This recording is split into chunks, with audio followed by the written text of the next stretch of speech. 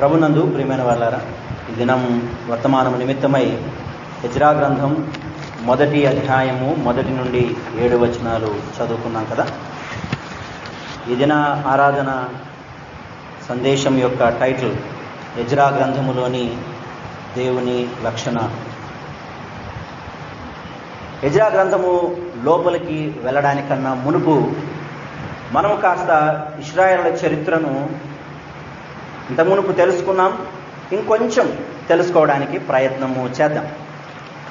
మనకందరికీ తెలిసినట్టుగానే మోషే గారి ఆధ్వర్యములో ఇశ్రాయేలీయులు ఐగుప్తు నుండి వచ్చి కానానులో స్థిరపడ్డారు. తర్వాత రాజులు ఇశ్రాయేలీయులను ఏలారు కొన్ని సంవత్సరాలు. దావీదు గారు, అంతకు మునుపు సౌలు గారు, దావీదు గారి తర్వాత సొలొమోను గారు రాజ్యాలను ఏలారు. సొలొమోను గారి తర్వాత రాజ్యము 2గా విభాగింపబడింది అని కూడా తెలుసుకున్నాం. ఇశ్రాయేలీయుల రాజ్యము సపరేట్గా, యూదా రాజ్యము సపరేట్గా రెండిటిగా విభాగింపబడ్డాయి. అయితే ఈ సపరేట్ అయినటువంటి ఇశ్రాయేలీయుల రాజ్యము, సపరేట్ అయిన యూదా రాజ్యము రాజుల చేత పరిపాలించబడింది. ఇటుపక్క ఒక 20 మంది రాజులు, ఇటుపక్క ఒక 20 మంది రాజులు ఈ రాజ్యాలను పరిపాలించడం మనము గమనిస్తాం. సరే, దావీదు పరిపాలన, అంతకు మునుపు సౌలు పరిపాలన, తర్వాత సొలొమోను పరిపాలన, ఈ పరిపాలనను మనము ఒక స్టార్టింగ్ పాయింట్గా పెట్టుకుంటే అక్కడి నుండి కొన్ని వందల సంవత్సరాలుగా ఇశ్రాయేలీయులు దేవునికి విధేయులుగా బతకకుండా వారు దేవునికి ఉగ్రతను పుట్టించేటువంటి పాపములో మునిగిపోయారు. దేవుడు చూశాడు అనేక సార్లు తన ప్రవక్తల ద్వారా చెప్పి వారిని సరిచేయడానికి ప్రయత్నం చేశాడు. కానీ వారు సరిచేయబడనొల్లని ప్రజలుగా, విధేయత చూపడానికి ఇష్టము లేని ప్రజలుగా వారు మిగిలిపోయిన సందర్భంలో దేవుడు వారికి ఇచ్చినటువంటి ఒక ఆజ్ఞ ఏంటి అంటే, ఒక వాగ్దానము ఏంటి అంటే, ఒక శిక్ష ఏంటి అంటే, ఇదిగో అనేక సంవత్సరాల నుండి మీరు విగ్రహారాధన చేయకూడదని, మీరు పాపము చేయకూడదని ప్రవక్తల ద్వారా చెప్పిస్తున్నా మీరు వినట్లేదు. కాబట్టి ఇదిగో మీ మీదికి నేను శిక్షను తీసుకొని రాబోతూ ఉన్నాను అని చెబుతాడు. ఈ శిక్ష ఏంటి అనేది బాగా జ్ఞాపకం ఉంచుకోవాలి. మనకు బైబిల్ బాగా అర్థం కావాలి అని అంటే ఇశ్రాయేలు చరిత్రలోని సంఘటనలన్నీ కూడా హృదయంలో ఉంచుకోవడానికి ప్రయత్నము చేయండి. దేవుడు వేసినటువంటి శిక్ష ఏంటి వీరి మీద అని అంటే, ఒకసారి ఈ ఎజ్రా గ్రంథంలోనికి రావడానికన్నా ముందు ఉన్నటువంటి ఒక పేజీని తెరవండి. 391వ పేజీ, 2వ దినవృత్తాంతములు 36వ అధ్యాయము 15వ వచనం. నేను త్వరగా చదువుతాను, వినండి. 2వ దినవృత్తాంతాల గ్రంథము 36వ అధ్యాయం 15వ వచనం. వారి పితరుల దేవుడైన యెహోవా తన జనుల యందును తన నివాస స్థలమందును కటాక్షము గలవాడై వారి యొద్దకు తన దూతల ద్వారా వర్తమానము పంపుచూ వచ్చెను. ఆయన పెందలకడ లేచి పంపుచూ వచ్చినను వారు దేవుని దూతలను ఎగతాళి చేయొచ్చు, అనగా దేవుడు పంపించినటువంటి ప్రవక్తలను ఎగతాళి చేయొచ్చు, ఆయన వాక్యములను తృణీకరించుచు, ఆయన ప్రవక్తలను హింసించుచూ రాగా నివారింప శక్యము కాకుండా యెహోవా కోపము ఆయన జనుల మీదికి వచ్చెను. దేవుడు ఉగ్రత చూపిస్తున్నాడు ఇప్పుడు, దేవుడు కోపము చూపిస్తున్నాడు ఇప్పుడు. ఏ రూపములో చూపిస్తున్నాడు? 17వ వచనం. ఆయన వారి మీదికి కల్దీయుల రాజును రప్పింపగా అతడు వారికి పరిశుద్ధ స్థలముగానున్న మందిరములోనే వారి యవనులను ఖడ్గము చేత సంహరించెను. అతడు యవనుల యందైనను, యువతుల యందైనను, ముసలి వారందైనను, నెరసిన వెంట్రుకలు గల వారందైనను కనికరింపలేదు. దేవుడు వారినందరినీ అతని చేతికి అప్పగించెను అన్నాడు. బబులోను రాజైన నెబుకద్నెజరు ద్వారా శిక్షను పంపించాడు వీరి మీదకి. ఎవరి ద్వారా శిక్ష పంపిస్తున్నాడు? బబులోను రాజైన నెబుకద్నెజరు ద్వారా శిక్షను ఈ యూదుల మీదకి దేవుడు పంపించాడు. అయితే ఇక్కడ మనం గుర్తుంచుకోవడానికి ఈ రకంగా ఆలోచన చేద్దాం, చరిత్రను గుర్తుంచుకుందాం. మనకు కర్నూలు, నంద్యాల ఉన్నాయి కదా, ఎమ్మిగనూరు, ఆదోని ఉన్నాయి కదా. కర్నూలు ఏమో యూదా అనుకోండి. కర్నూలు ఏంటి? యూదా దేశం. 2 గోత్రాలు కలిగిన దేశం కర్నూలు, యూదా దేశం. నంద్యాల ఇశ్రాయేలీయుల దేశం, 10 గోత్రాలు కలిగిన దేశం. దేవుడు మొదటగా ఉగ్రత చూపింది ఎవరి మీదనంటే ఇశ్రాయేలీయుల మీద, అంటే నంద్యాల మీద అనుకోండి. ఓకే, గుర్తుపెట్టుకోండి. నంద్యాల మీద అంటే ఇశ్రాయేలీయుల మీద మొదటగా దేవుడు ఉగ్రత చూపి వారి మీద శిక్షను ఎవరి ద్వారా పంపించాడంటే అష్షూరీయుల ద్వారా పంపించాడు. అంటే ఆదోనోళ్ళు పోయినారనుకోండి, ఆదోనోళ్ళు పోయి నంద్యాల మీద పడ్డారనుకోండి. ఇశ్రాయేలీయుల మీద అష్షూరీయులు మొదటగా వెళ్ళి ఇశ్రాయేలీయులను చెరబట్టుకొని అష్షూరు దేశానికి తీసుకుని వెళ్తారు. అనగా ఆదోని తీసుకుపోతారు, నంద్యాలని అనుకోండి. ఇది మొదటగా జరిగినటువంటి దాడి ఇశ్రాయేలీయులైన 10 గోత్రముల వారి మీద. ఇది జరిగిన తర్వాత ఈ వార్త 10 గోత్రాల వారు చెరకు తీసుకొని పోబడ్డారు అన్న సంగతి యూదా దేశంలో ఉన్న వారికి తెలిసింది. అంటే 2 గోత్రాల వారికి తెలిసింది. అయినా కూడా వీరు మారతలేదు.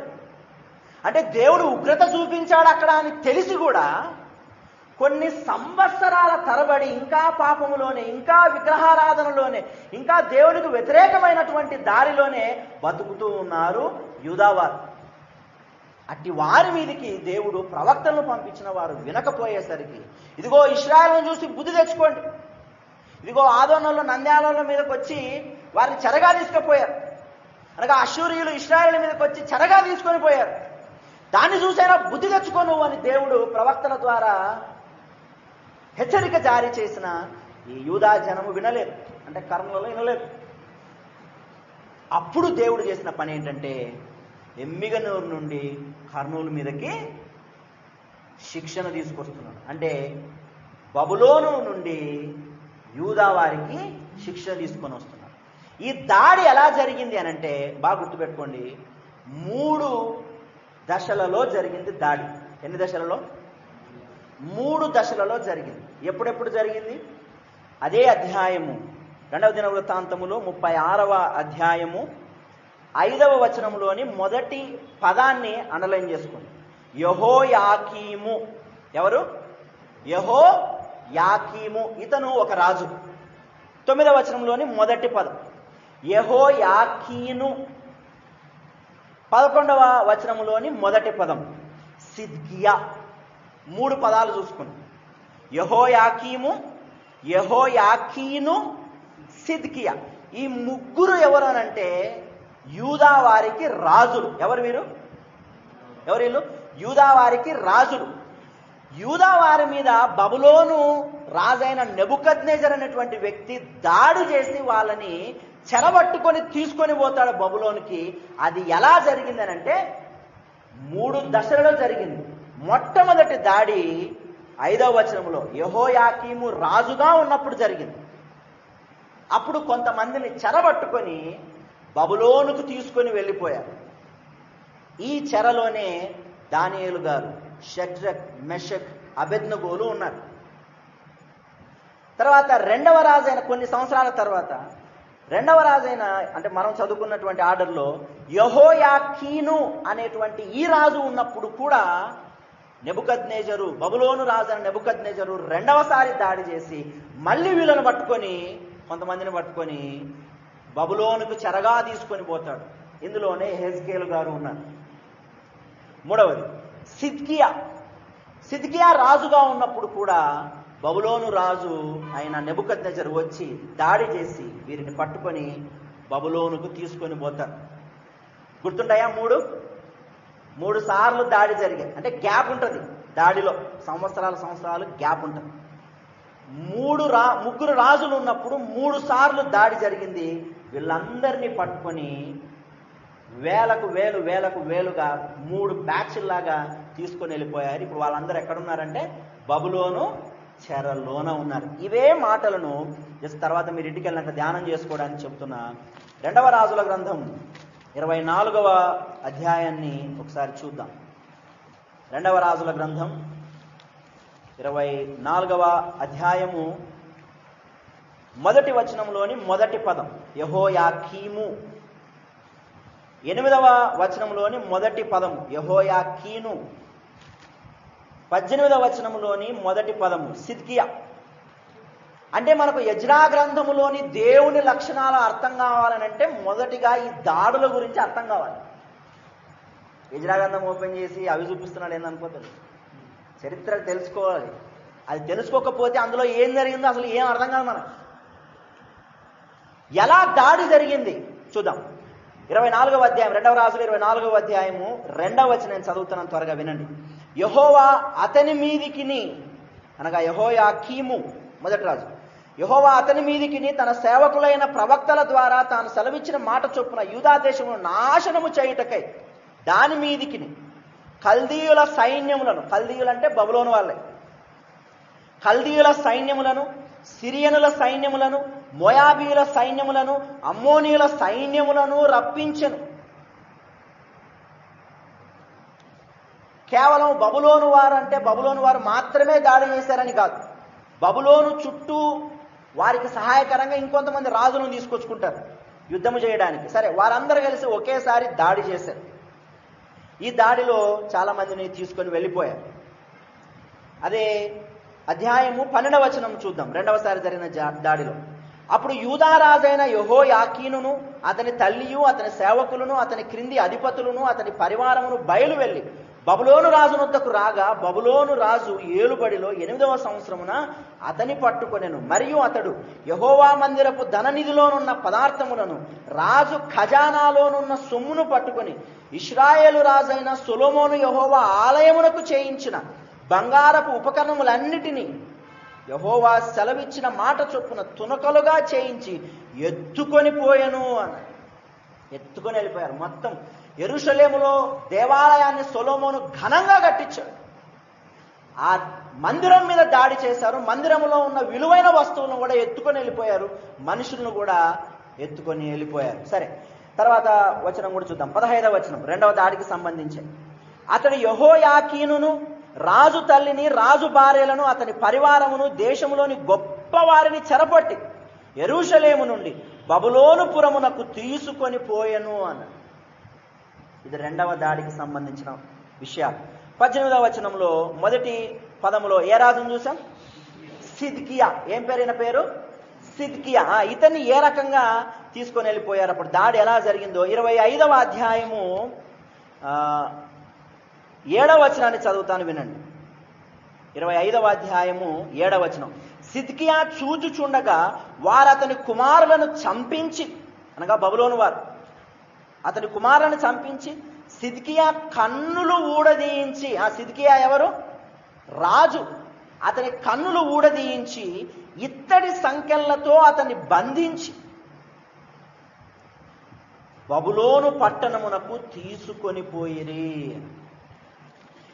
ఇశ్రాయేలీయుల మీద జరిగిన దాడి మొదటగా చూసినటువంటి యూదా ప్రజలు వారు సిగ్గు తెచ్చుకోక, పాఠాలు నేర్చుకోక, ఇంకా దేవునికి వ్యతిరేకంగా బతుకుతూ ఉన్నప్పుడు దేవుడు వారి మీదకి రప్పించిన శిక్ష బబులోను రాజైన నెబుకద్నెజరు ద్వారా 3 సార్లు దాడి చేయించాడు. ఈ దాడి అంతట్లో అనేక మందిని వారు హతము చేశారు. కొంతమందిని వారు చెరబట్టుకొని బబులోనుకు తీసుకొని వెళ్ళిపోయారు. రాజులనే కళ్ళు ఊడదీయించి సంఖ్యలు వేసి 100 కిలోమీటర్లు నడిపించుకుంటూ కొన్ని నెలల పాటు తీసుకొని వెళ్ళిపోయారు బబులోను.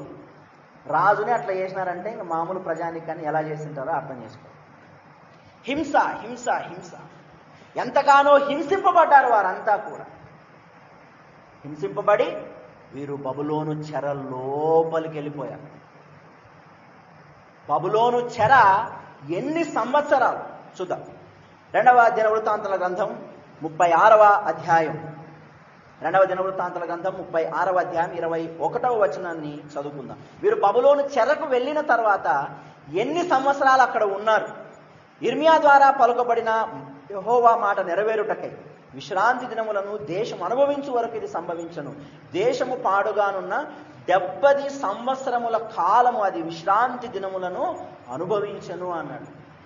ఇప్పుడు 3 సార్లు దాడి చేయబడి తీసుకొని వెళ్ళబడినటువంటి ఈ ప్రజలు యూదా ప్రజలు బబులోనులో ఎంతకాలం ఉన్నారు? 70 సంవత్సరాలు ఉన్నారు. ఈ బ్యాచ్ల్లోకే మొదటగా మనం చెప్పుకున్నాం చూడండి, ఎవరు? ఇశ్రాయేలీయులు, అశ్షూరీయులు పోయి ఇశ్రాయేలీయులను పట్టుకొని వచ్చినారు, ఆదునులు పోయి నంద్యాలను పట్టుకొచ్చినారు అన్నాం కదా. ఈ మధ్యలో ఏం జరిగిందంటే మళ్ళీ ఈ బబులోను వాళ్ళు అశ్షూరీయుల మీద పడ్డారు, అంటే ఎమ్మినూరులో ఆదోను మీద పడ్డారు. అక్కడ ఆల్రెడీ ఎవరు వచ్చినారు? నంద్యాలలో వచ్చినారు. అక్కడికి ఆల్రెడీ చెరలో అక్కడ ఉన్నారు ఆల్రెడీ. సో ఇప్పుడు ఎమ్మినూరులో పోయి ఆదోను మీద పడి అక్కడున్న వాళ్ళని చెరగా తెచ్చుకున్నారు. అంటే ఇశ్రాయేలీయులను అశ్షూరీయులు మొదటగా చెరబట్టుకొని తీసుకొని వెళ్ళిపోతే ఈ బబులోను వాళ్ళు అశ్షూరీయుల దగ్గరికి వెళ్ళి వాళ్ళని తెచ్చుకున్నారు. వాళ్ళలోనే ఇశ్రాయేలు జనాలు కూడా వచ్చేసారు.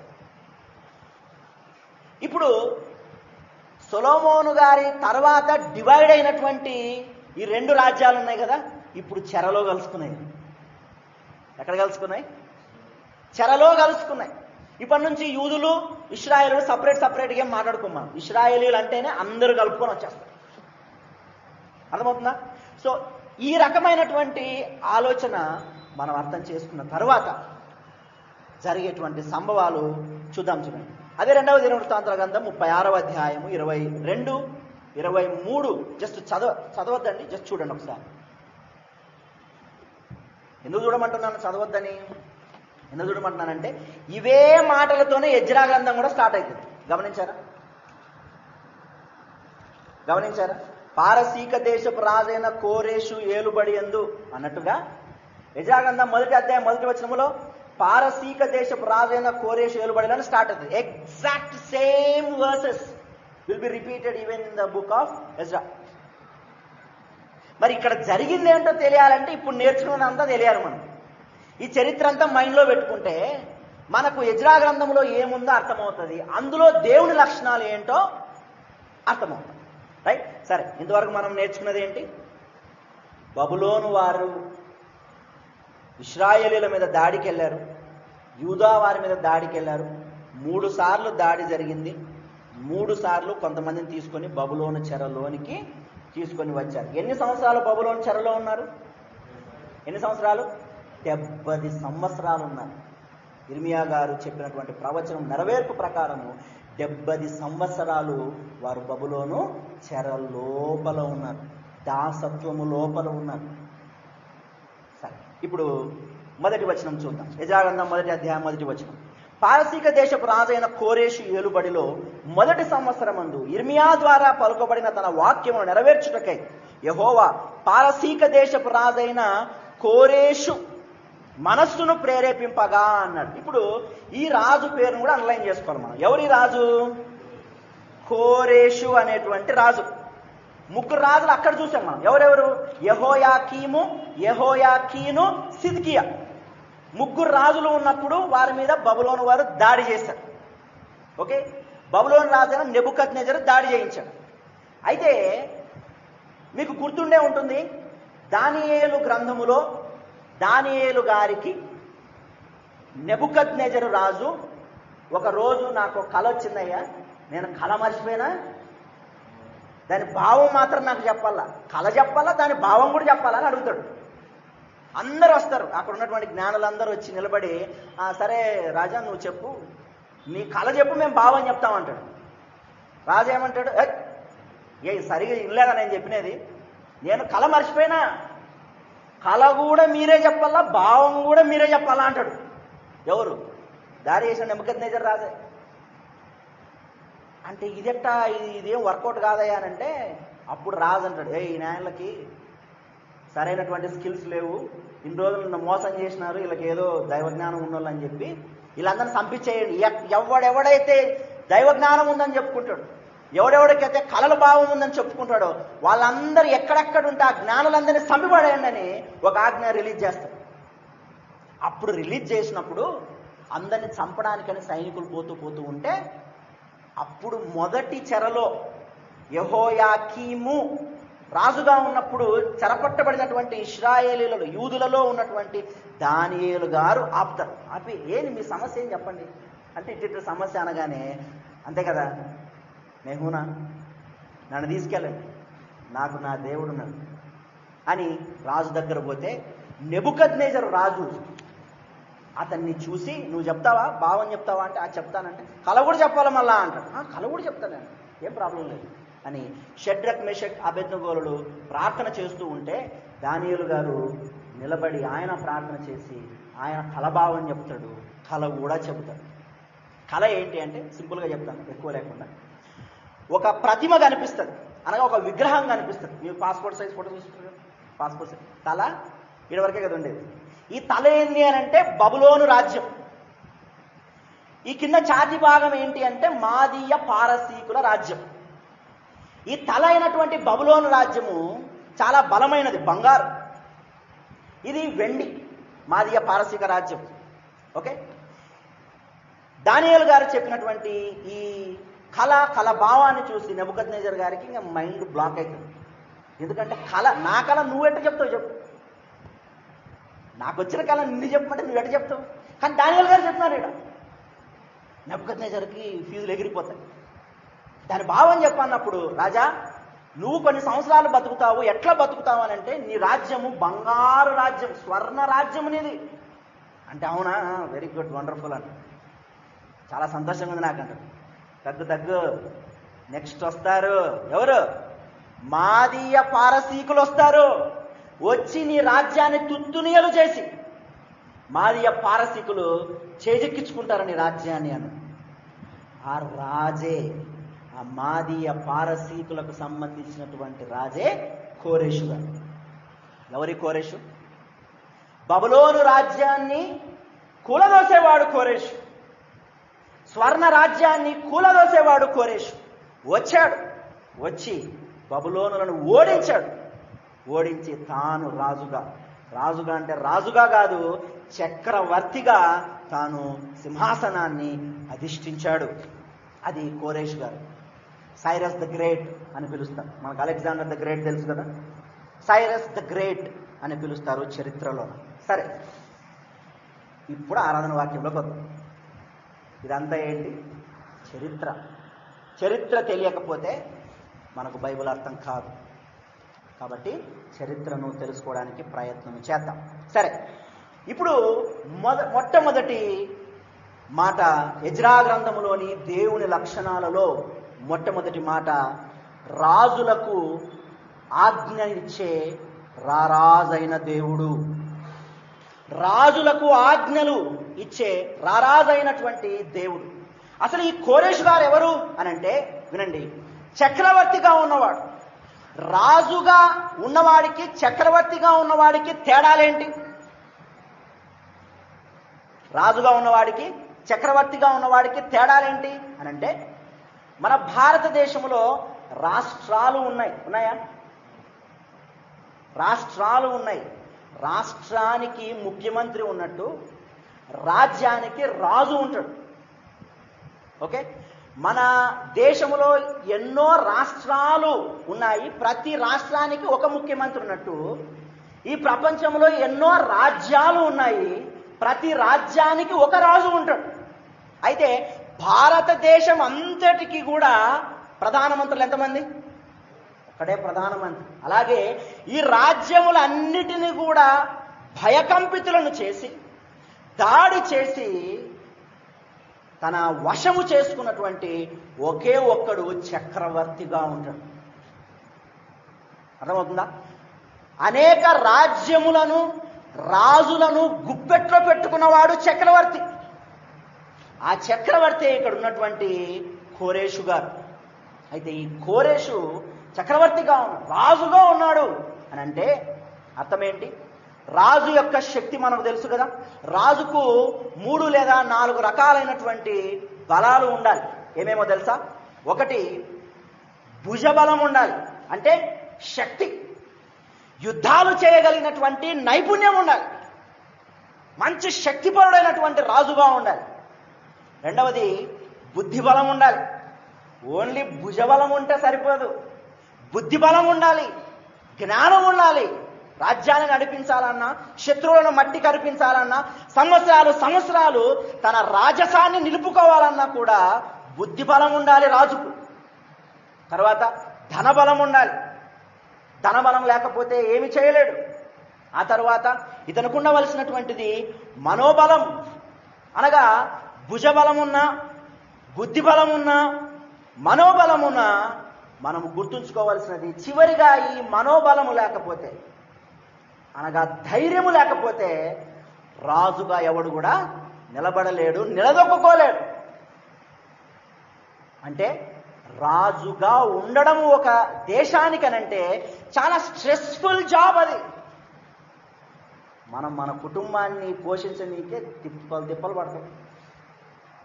మనం పనిచేసే ప్రాంతంలో ఏదో కొంతమందితో, మేమైతే ఒక 60 మంది అంటే ఒక క్లాస్కి 60 మంది పిల్లల్ని సముదాయించనీకి, వాళ్ళ ఎక్స్పెక్టేషన్స్ రీచ్ కావడానికి చాలా తిప్పలు పడతాం. ఎవరు ఎక్కడ పని చేస్తే అక్కడ కొద్ది మందిలోనే అక్కడ తమ యొక్క పొజిషన్లోనే తాము చాలా ఇబ్బంది పడే స్ట్రెస్ఫుల్ జాబ్గా ఫీల్ అవుతూ ఇంటికి వచ్చినాక అబ్బా ఏమన్నా స్ట్రెస్ అసలు ఈరోజు నాకు అని ఫీల్ అయిపోతాను. ఏంటి ఆ కొద్ది మందికే అలా అయితే రాజుగారికి ఎంత స్ట్రెస్ ఉండాలి? రాజ్యంలోనే ప్రజలను చూసుకోవాలి, శత్రువులు దాడి చేయకుండా కాపాడుకోవాలి, తన రాజు పొజిషన్ కూడా ఎవరు ఆక్యుపై చేయకుండా తనను తాను కాపాడుకోవాలి. ఎలా సాధ్యమవుతుంది? చాలా స్ట్రెస్ఫుల్ జాబ్. అయితే ఇట్టి గొప్ప పొజిషన్ని నిలుపుకోవడానికి రాజు చాలా కష్టపడతాడు, చాలా స్ట్రెస్ ఉంటుంది. అయితే ఈ స్ట్రెస్ని ఆయన తట్టుకోలేక వాళ్ళు ఎలా మారతారంటే చాలా రూడ్గా మారిపోతారు. మాట అంటే మాటే. ఎందుకు అట్లా అయిపోతారంటే మాట అంటే మాటే. వాడి తల తీసేయాలంటే తీసేయాలంతే, నువ్వు నోరు మూసుకోవాలంటే మూసుకోవాలంతే, వాడికి ఆ శిక్ష పడాలంటే పడాలంతే. రాజు మాటే ఫైనల్. నా మాటే శాసనం అంటూ ఉంటారు కదా చాలామంది. రాజు మాట శాసనం. అంటే ఈ భూమి మీద ఎవ్వడు కూడా దానిని ధిక్కరించడానికి వీలు లేదు. రాజుకున్నటువంటి పవర్ అది. అయితే ఈ భూమి మీద ఒక ప్రాంతం యొక్క రాజు తాను గొప్పవాడినని, తాను ఎంతో శక్తిగలవాడినని ఆయన గనక ఫీల్ అయినట్లయితే, పరలోకపు రాజు ఒక ఆయన ఉన్నాడు, ఆయన ఎలా ఫీల్ కావాలి? ఆయనకున్నటువంటి పేరు రాజులకు రాజు అనేటువంటి పేరుంది. సరే, మొదటిది రాజులకు ఆజ్ఞ ఇచ్చేటువంటి రారాజైనటువంటి దేవుడు. సరే, ఏమని ఆజ్ఞ ఇచ్చాడు? సమయం లేదు, త్వరగా చెప్పేస్తాను. ఈ బబులోను దేశంలోకి బందీలుగా వచ్చిన వారు, చెరలో వచ్చిన వారు ఉన్నారు కదా, 70 సంవత్సరాలు అయిపోయిన తర్వాత ఈ కోరేషు రాజుకి దేవుడు కనబడి అతనికి ఆజ్ఞ ఇస్తాడు. ఇదిగో కోరేషు, నీ రాజ్యము నిలబడటానికి కారణం నేనే. నీ రాజ్యం యొక్క ప్రారంభము నువ్వు గమనిస్తూ ఉన్నావు. నీ రాజ్యములో, మాదీయ పారసిక రాజ్యములో యూదా ప్రజలున్నారు. వారిని నీవు వారి దేశానికి తిరిగి పంపించేయాలి. అక్కడ మందిరం ఉన్నది, ఆ మందిరాన్ని వీరు వెళ్ళి కట్టించాలి. వారికి నీవే సహాయము చేయాలి, డబ్బులు పంపించాలి, వారికి నీవే బలాన్ని పంపించాలి, ధనాన్ని పంపించాలి.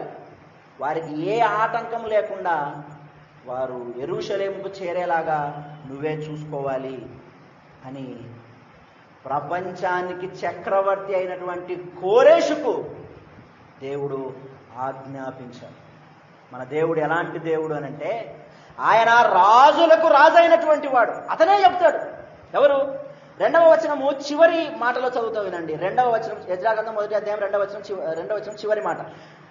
నాకు ఆజ్ఞ ఇచ్చి ఉన్నాడు. రాజుకు ఆజ్ఞ చేస్తాం మనం? మీరు ముఖ్యమంత్రి దగ్గర పోయి, ఇదిగో ముఖ్యమంత్రి, ఇదిగో పని చేసి పెట్టమని మీరు ఆజ్ఞ ఇవ్వగలుగుతారా? మన చేత కాదు కదా. ఎవడైనా ఇవ్వగలుగుతాడు ముఖ్యమంత్రి? ఒక ప్రధానమంత్రి తప్ప. అవునా? ఈ రాజులందరికీ రారాజైనటువంటి వాడు పరలోకమందు ఉన్నాడు, ఆకాశమందు ఉన్నాడు. ఆయన వేసినటువంటి ఆజ్ఞను ఇప్పుడు ఈ కోరేషు గారు పాటిస్తూ ఏమంటున్నాడు? నాకు ఆయన ఆజ్ఞ ఇచ్చి ఉన్నాడు, నేను మిమ్మల్ని అందరినీ పంపిస్తాను. ఇదిగో 70 సంవత్సరాల పాటు బబులోను చెరలో ఉన్నటువంటి యూదా వారలారా, మీరందరూ వెళ్ళిపోండి, మీకు అన్ని సౌకర్యాలు నేను కల్పిస్తా అని చెప్పి ఆ దేశములో నుండి వారు బయటకు వెళ్ళడానికి దేవుడు కోరేషును ప్రేరేపించి, కోరేషుకు ఆజ్ఞాపించి ఆయనను ముందుకు నడిపించేలాగా సహాయపడ్డాడు దేవుడు. రాజు ఎవరి మాట వినడు కదా, కానీ ఎవరి మాట వినాలి? రారాజైనటువంటి దేవుడు, ఆయన మాట వినాల్సిందే. ఆజ్ఞలు ఇవ్వడమే అలవాటైనటువంటి కోరేషును ఆజ్ఞాపించినటువంటి వాడు పరలోకమందున్నటువంటి మన దేవుడు అన్న సంగతి మనందరం కూడా గుర్తుంచుకోవాలి. సరే, రెండవ మాట చూద్దాం. చూడండి, అదే ఇజ్రా గ్రంథము 2వ వచనం చదువుతాం. 1వ అధ్యాయము 2వ వచనం. పారసీక దేశపు రాజైన కోరేషు ఆజ్ఞాపించినది ఏమనగా, ఆకాశమందలి దేవుడైన యెహోవా లోకమందున్న సకల జనములను నా వశము చేసి. అనగా మొదటిది, రాజులకు ఆజ్ఞలు ఇచ్చే రారాజు. రాజులు ఆజ్ఞలు ఇవ్వడమే అలవాటు, కానీ వీరికి ఆజ్ఞాపించబడము వీరికి అలవాటు లేదు కదా. మరి దేవుడు ఆజ్ఞాపిస్తే ఎందుకు మాట వింటున్నారు? ఎందుకు మాట వినాలి? కారణం ఏంటి అని అంటే, వారిని ఆ రాజు స్థానములో నిలబెట్టిన వాడు దేవుడే కనుక. ఆ చక్రవర్తి చెప్పిన మాట ఏంటి? లోకమందున్న సకల జనములను నా వశము చేశాడు అన్నాడు. ఈ భూమి మీద ఉన్నటువంటి ఏ దేశమైనా వారికి అధికారం ఉందంటే ఎవరి వల్ల అధికారం ఉంది? దేవుడి వలననే వారికి అధికారం ఉన్నది. మొదటిది, రాజులకు ఆజ్ఞలు ఇచ్చే రారాజైన దేవుడు. రెండవది, రాజులకు రాజ్యాలు ఇచ్చే రారాజైన దేవుడు. ఒక రాజు రాజుగా నిలబడ్డాడు అనంటే తన బుద్ధి బలం, భుజబలం, ధనబలం, మనోబలమే కాదు, కానీ దైవ బలము కూడా ఉండాలి. దేవుడు కూడా అనుమతిస్తేనే ఎవడైనా రాజుగా నిలబడగలుగుతాడు. ఒకడు అనుకున్నాడు, ఇదంతా ఏముంది, దేవుడు అంత సీన్ లేదు, నాదే పవర్, నేనే రాజుని, నాదే పవర్ అనుకొని విర్రవీగినప్పుడు దేవుడు అతనికి వేసినటువంటి శిక్షను ఒకసారి చూద్దాం. దానియేలు గ్రంథం. ఎవరో కాదు, ఈ బబులోను రాజైన నెబుకద్నెజరు ముందున్నటువంటి రాజ్యంకు సంబంధించిన మాట. సరే చూద్దాం. చూడండి, దానియేలు గ్రంథం 5వ అధ్యాయం 20వ వచనం నుండి నేను చదువుతాను, వినండి. అయితే అతడు, దానియేలు గ్రంథం 5వ అధ్యాయం 20వ వచనం. అయితే అతడు మనస్సును అతిశయించి బలాత్కారము చేయుటకు అతని హృదయమును కఠినము చేసుకొనగా దేవుడు అతని ప్రభుత్వము అతని యొద్ద నుండి తీసివేసి అతని ఘనతను పోగొట్టెను అన్న. ఇక్కడ నెబుకద్నెజరు, ఆ బబులోను రాజు, గర్వముతో నిండిపోయాడు, అతిశయముతో నిండిపోయాడు. నిండిపోతే దేవుడు అన్నాడు, అరే అంతగా ఫీల్ కావద్దు, నిన్ను రాజుగా నిలబెట్టిన వాడను నేనే అని చెబుతూ ఆయన అన్న మాట మరోసారి చూద్దాం. చూడండి, చివరి మాటలు. అతని హృదయమును కఠినము చేసుకొనగా దేవుడు, అందరూ వినాలి, దేవుడు అతని ప్రభుత్వమును అతని యొద్ద నుండి తీసివేసి అన్నాడు. అంటే అతను ప్రభుత్వం ఇచ్చింది ఎవరు? దేవుడే. ఈ భూమి మీద ఏ ప్రభుత్వం వచ్చినా నీకు ఇష్టం ఉన్నా లేకపోయినా ఆ ప్రభుత్వాన్ని ఇచ్చింది దేవుడే. నీకు ఏ పార్టీ అయినా ఇష్టం కావచ్చు, కానీ ఆ ప్రభుత్వాన్ని ఇచ్చింది దేవుడే. ఆయన అనుమతిస్తేనే ఆ ప్రభుత్వము అధికారంలోనికి వస్తుంది. ఒకవేళ ఆ ప్రభుత్వంలోకి వచ్చినటువంటి అధికారులు గర్వపడితే, అతిశయపడితే, దేవుని ప్రజల మీద యథేచ్ఛగా వారు హింసలకు పాల్పడితే వారిని దించేది కూడా దేవుడే. అతిశయపడ్డాడు నెబుకద్నెజరు. అందుకే అన్నాడు, అతని ప్రభుత్వమును అతని యొద్ద నుండి తీసివేసి అతని ఘనతను పోగొట్టేదునా అన్నాడు. నువ్వు ఎన్ని సంవత్సరాలన్నా పరిపాలన చేయి, దేవుడు అనుకుంటే దిగిపోతావు.